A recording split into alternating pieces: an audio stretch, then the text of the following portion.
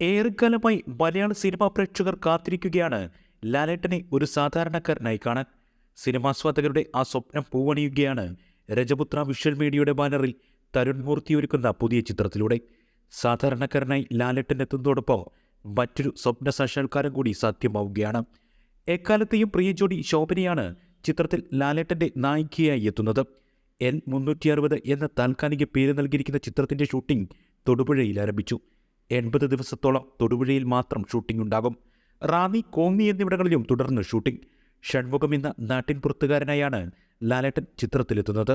ഷൺമുഖത്തിൻ്റെ ഭാര്യയായി ശോഭനയും. ഷൂട്ടിങ്ങിൻ്റെ ആദ്യ ദിവസം തന്നെ ലാലേട്ടനും സെറ്റിൽ ജോയിൻ ചെയ്തു. സെറ്റിൽ നിന്നുള്ള ദൃശ്യങ്ങളും ഇതിനോടകം സമൂഹമാധ്യമങ്ങളിൽ വൈറലായി കഴിഞ്ഞു. പൂജ റിലീസായിട്ടായിരിക്കും ചിത്രം തിയേറ്ററുകളിലെത്തുക. തരുൺ മൂർത്തി ഒരുക്കിയ ഓപ്പറേഷൻ ജാവ ഏറെ ശ്രദ്ധേയമായ ചിത്രമാണ്.